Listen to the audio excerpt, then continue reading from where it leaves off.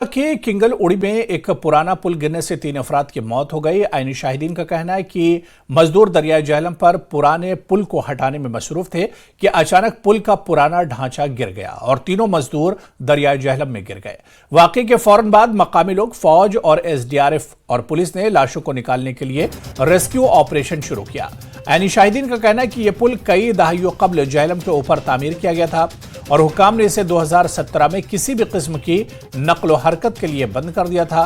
Bacon हुकाम ने एक नया पुल तामीर किया था जिसे इसी साल आवाम के लिए खोल दिया गया था।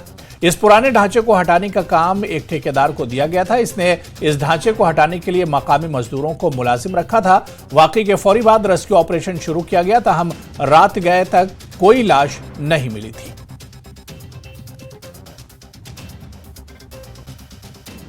जिन्होंने यहाँ पे जाने गंवाई, उनके अहले खाना के साथ, उनके इस सदमे के साथ बराबर के शरीक है, क्योंकि वो इंसान थे, हमारे भाई थे और गरीब लोग थे, मजदूर जो अपने काम रोजी रोटी कमाने के लिए यहाँ पे आए थे और अपनी जानें उन्होंने गंवा दी। ये हादसा हुआ, एक दिलदोज हादसा हुआ। इस वक्त देख रहे हैं आपके पूरी उड़ी और बोनियार के लोग, हमारे बच्चा यहाँ पे जमा है, लेकिन अभी तक कोई भी एडमिनिस्ट्रेशन की तरफ से तो पूरी इस वक्त चल रही है। और एनडीआरएफ के टीम एडमिनिस्ट्रेशन से मैंने बात की तो उन्होंने हमने इंफॉर्मेशन दे दी है कि जो एनडीआरएफ की टीम है, रेस्क्यू टीम के, वो भी आ रही है और कोशिश करेंगे हम सब मिलजुल के कि उनकी जो है लाश मिल जाए, ताकि उनके घरों तक उनकी जो है, उनके लोहा यकीन तक उनकी जो है उनकी लाश पहुँचे।